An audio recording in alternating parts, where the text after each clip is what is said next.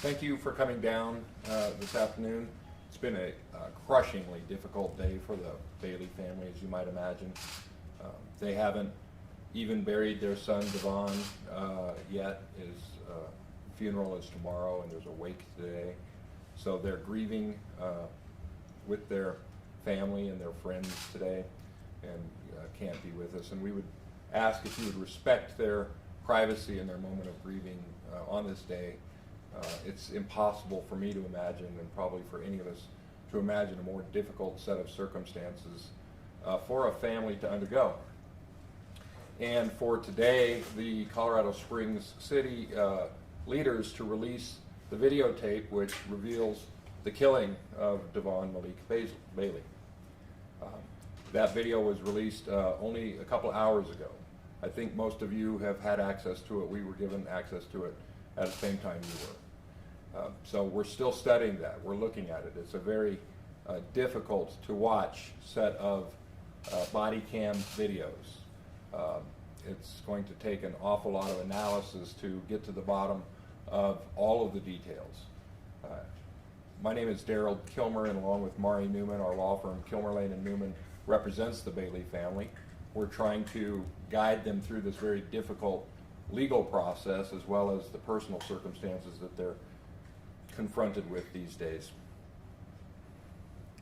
The police of Colorado Springs shot Mr. Bailey in the back multiple times. 4 times probably is the best evidence. The autopsy hasn't been released, and the city of Colorado Springs has still not released most of the evidence of its investigation. They released some 911 dispatch tapes and some body-worn camera footage, but there's an awful lot still unknown that we'll still have to analyze. From what we do know, from what we've learned from some of the body-worn camera and also some private footage that was released earlier last week, we know that Mr. Bailey was trying desperately to flee from the police, and he did not have a weapon in his hand and had not shown any weapon when he was shot in the back and killed, shot multiple times. The police appear to argue that they shot Mr. Bailey because they feared that he was going for a gun at the time. We think the video shows otherwise. The video shows that he was doing everything within his power in the 6 or 8 or 10 steps that he could take to get away, to in fact get away. That was what he was doing. The law, ever since the 1985 Supreme Court pronouncement on this issue, has been very clear that police don't have an unlimited right to use their guns to apprehend people. That's called using deadly force. A weapon, for obvious reasons, such as a gun, is deadly force. And the Constitution of the United States of America, as well as the laws of the state of Colorado, some of the laws that Colorado Springs put into the materials that they released today, strictly circumscribe when police can shoot a felon to apprehend him. The law says clearly that the officer must be in immediate fear, have probable cause to believe there's an immediate risk of death or serious bodily injury to the officer or to somebody else. And we can all imagine several circumstances where an officer might have a sincere concern for the safety of a community. Even in this case, there could be a sincere concern for the safety of the community. But that is not the legal standard that officers are held to. Officers are trained to be restraint on their use of force and to use less than deadly force, except when it's absolutely necessary to stop imminent death or serious bodily injury. And in this instance, the video shows that there was no evidence to support that anybody was imminently at risk of being killed or harmed.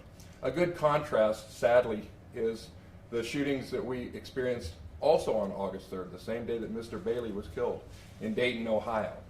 In that instance, police were confronted with a shooter who had shot several people and had shown every indication that he was going to shoot more people, that third parties and police officers were imminently at risk unless this person could be stopped, and thus they used deadly force, and they did so appropriately.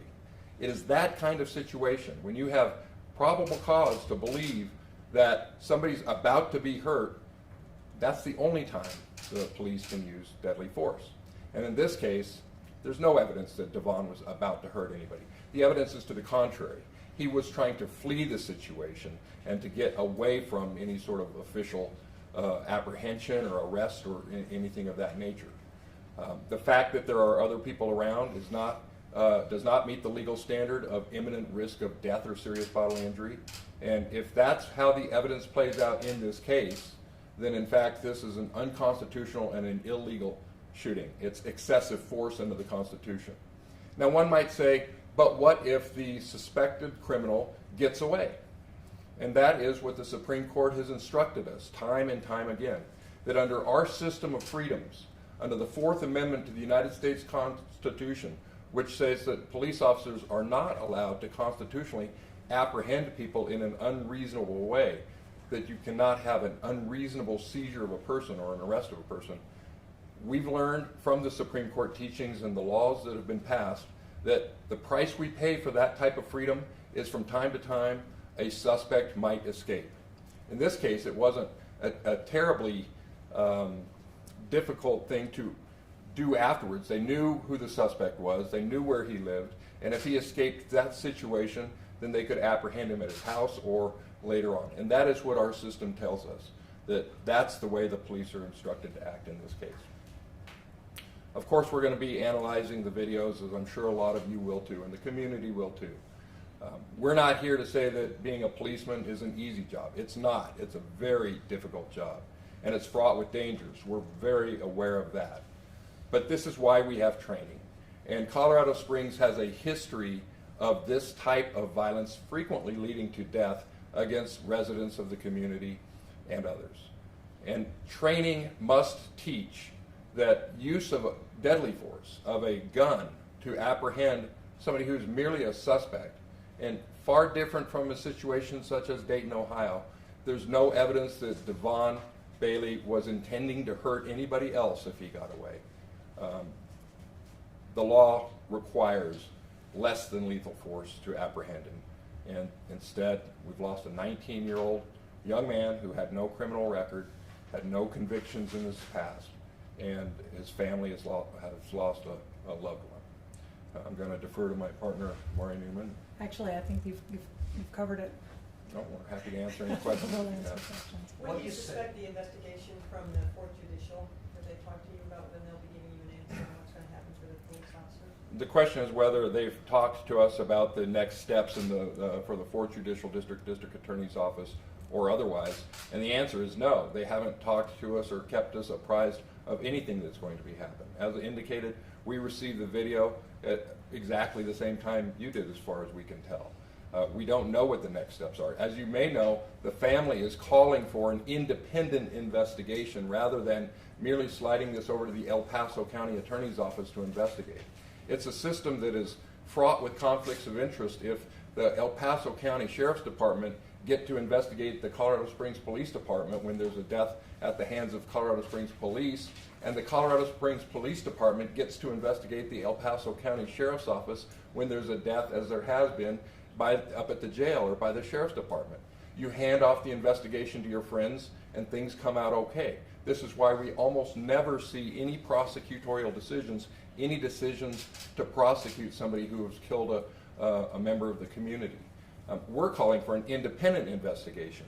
We believe that independence can best be achieved by turning this matter over to the Colorado Bureau of Investigation to investigate rather than the El Paso County Sheriff's Department, and then to the Colorado Attorney General's office to make an independent prosecutorial decision as to whether charges against the officers are warranted and what those charges would be. Only in this way can the community have confidence that this has been a fair investigation. And it's better for the police this way too. Consider if their friends decide not to prosecute based upon a friendly investigation, what kind of trust can the community have in the legitimacy of that investigation?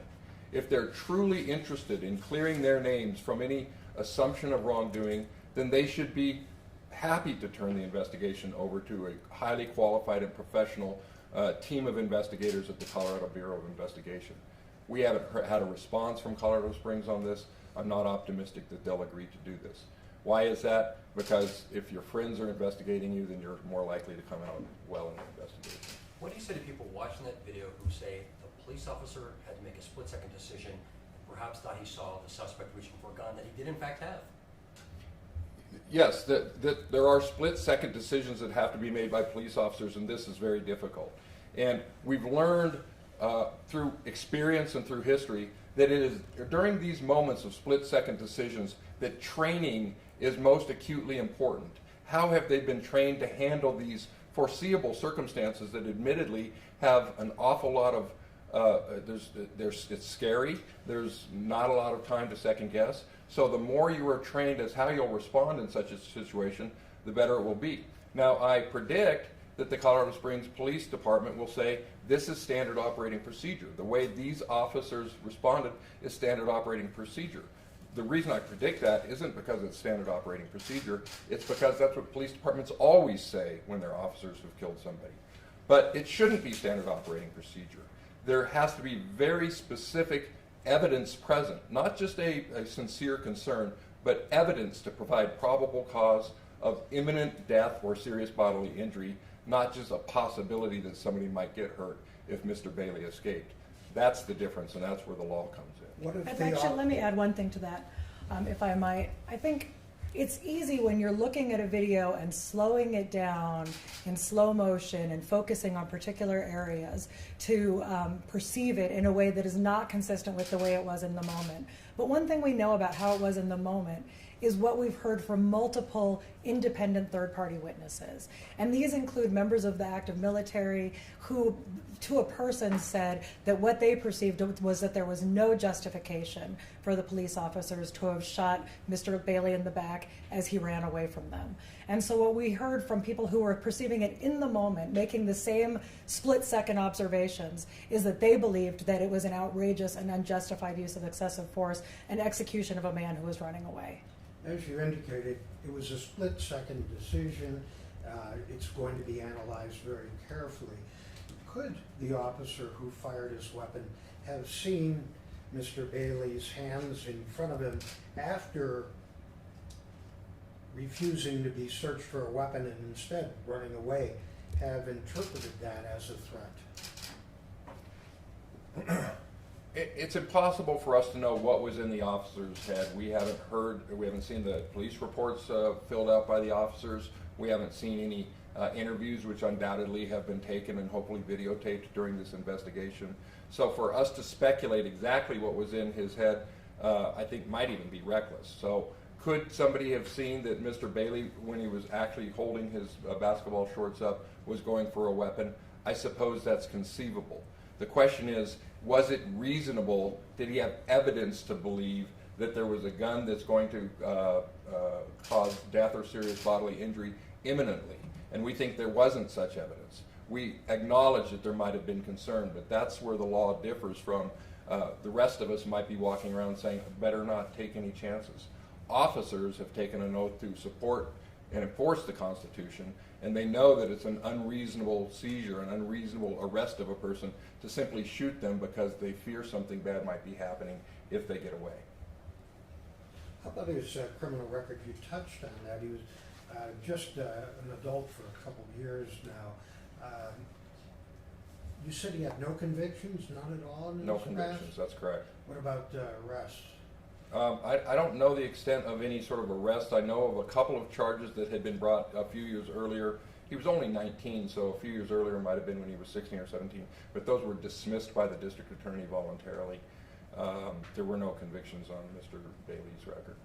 Bouncing off of that, nobody wants to be arrested, but some critics will say, why run in the first place? Why not stay and talk? And I know you can't be in his head either, but maybe respond to that criticism of, why didn't he want to be arrested? Why wouldn't he stay? Why did he take off? One might ask, why would somebody in Devon Bailey's shoes run under those circumstances? And what we're talking about is a 19-year-old young man who we now know had a weapon, and he knew that he shouldn't have a weapon. It's not irrelevant either that he's a young African-American man. There have been recent court cases, even. Court of Appeals, the second highest court in the land of the Ninth Circuit and also the Seventh Circuit, that have explained very insightfully that being an African American young man is a different perspective than I might have or than you might have. And that many have been taught or have learned from experience and what they've read that when there are police around and you're a young African American man, you're probably better off somewhere else. Now that's speculation as to whether that's what Devon thought or not. But it wouldn't surprise me one bit that he knew, he believed, that he would be much better off not in that interaction, even if they came and arrested him later at his house. But we do know that fleeing from police is not a capital offense. There is no legitimate death penalty for simply running from the police.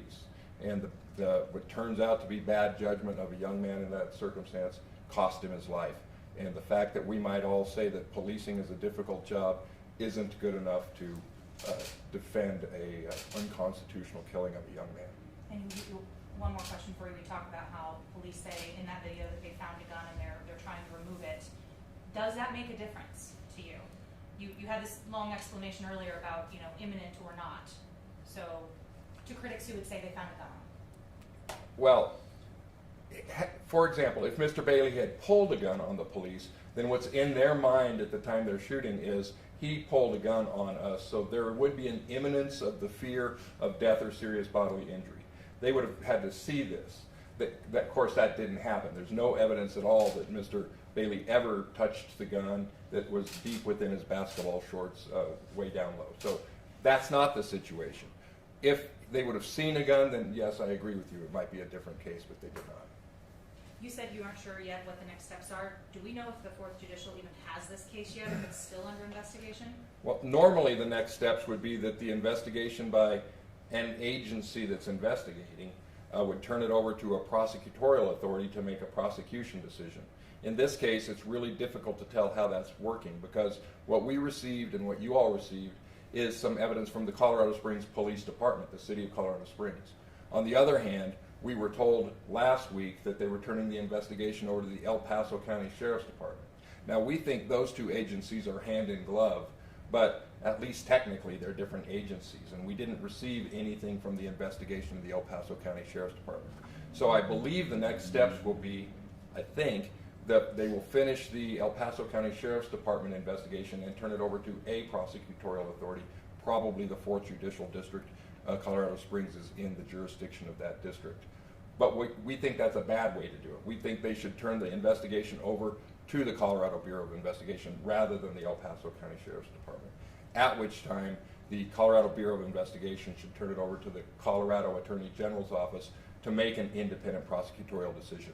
And we think it would be wise also for the Colorado Attorney General prosecutorial function to impanel a grand jury to evaluate the evidence. This would be a process where citizens have a participation role based upon a prosecutor's laying out of the evidence as to whether or not criminal charges should be brought. We think that best would ensure the independence and impartiality of this investigation. We hold little hope that this is the way they're going to do it, however. We fear that it's going to be a much more opaque investigation with the window blinds pulled down, and they'll pull it back when they're ready to announce that they're not charging anybody with anything. What was not released today that you think would be valuable and that you want to see to get a clear picture of what happened? The question is what was not released, and of course, we don't know what we don't know. We do know there were at least 3 officers on the scene, and what was released was 2 versions of the body cam. What we do know is that there were multiple witnesses, 10, maybe 15 witnesses out on the street that were watching this. This was in the middle of the afternoon on a summer evening. There was a barbecue going on. There was a child's birthday party going on. There were people milling around in their front yards. What we have not received are the results of any of the city's investigation regarding what those witnesses saw. Now, we've talked to several of those witnesses, and as Ms. Newman pointed out, those witnesses watched it in real time too. They didn't have to make a split-second shooting decision, but they testified to a person that there was nothing that Devon did that was a threat toward the officers or to anybody else. He was merely trying to flee. Those witnesses' testimonies should be heard too, and we'd like to see, I presume the city has even more evidence of that nature that they haven't showed us, so I'm not sure everything that they haven't turned over. Do you know at all if the officers that were involved have been placed on leave or? We've been told that the two officers, I believe they're the two that we did receive a body cam for, have been put on leave during this investigation. We're not even sure how many officers shot their weapons. We believe it was at least 2, possibly 3. This based upon not only the evidence that was released today, but also the independent witness statements that we've obtained. We'd like to know that too. I mean, how many shots were shot, how many guns were used in these shootings. We believe the consensus of the evidence that we've talked to independent witnesses that about 7 shots were fired. We also believe, based upon an analysis of some of the video, that at least 2, maybe 3 shots missed Devon, and that you can even see in the video that was released last week some of those striking the ground, which were errant shots by these officers. And by the way, these officers were shooting at Devon, but there were children playing in the park further up, and we believe that this was obviously never even considered by the officers in their haste to shoot and to stop Devon. But that type of apprehension is exceedingly dangerous to the innocent bystanders around there, and of course all shots were fired by police, none of them by anybody else. Have you said where he got this gun?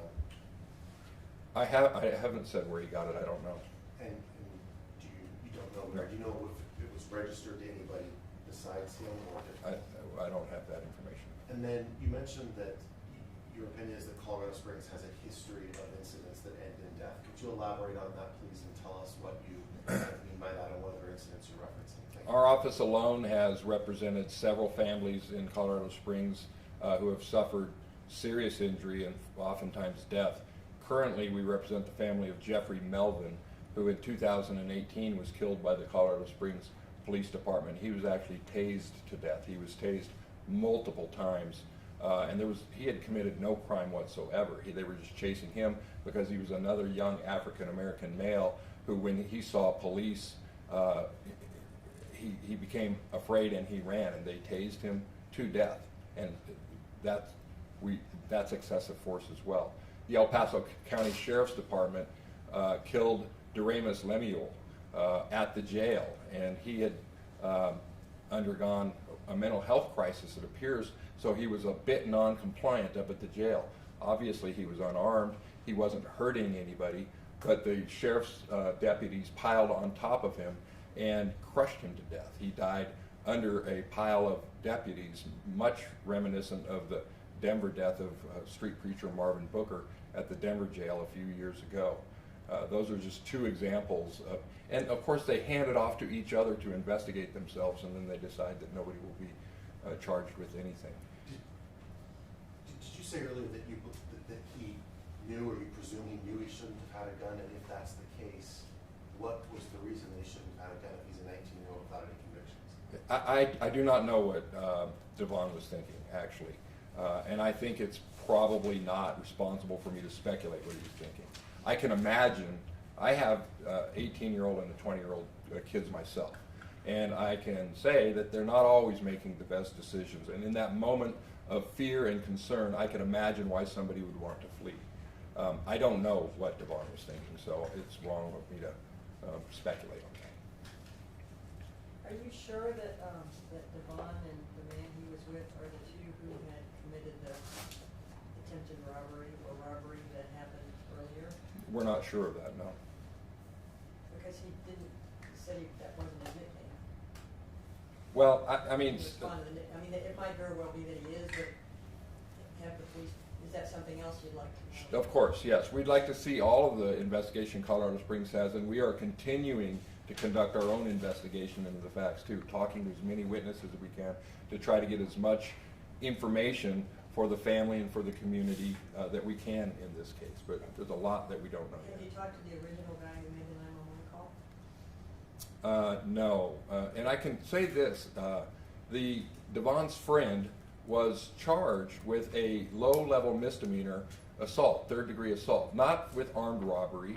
The person who had called in on 911 had said that they stole his wallet and they stole his money, but obviously Devon was killed and they searched him and there was no wallet or money on him, and they arrested at the exact same time Devon's friend who was there, and there was no wallet and no money, which is why the police didn't charge them with armed robbery. There was no evidence to support the 911 call that there had been an armed robbery. Rather, it appears, and I'm not 100% confident on this, but it appears that there had been essentially a fist fight between the fellow who called 911, maybe to get revenge, and the friend of Devon's. There was a fist fight that didn't go well for the reporter, is what we've been told, and that's what maybe motivated that call. Obviously, we're still looking into these things to get to the bottom of Are all you of it. working with that second young man and his family at all, or just Devon's family? We don't represent that. Is his name Lawrence? Yes. Okay. By the way, our co-counsel in this case is attorney Dan Kay, and he's in Colorado Springs. And he couldn't, given the circumstances, he couldn't be up here today. And he's also with the family today, and essentially consoling them and trying the best he can to have them be allowed their time and space to grieve, given that the funeral is tomorrow and the wake is today. It's very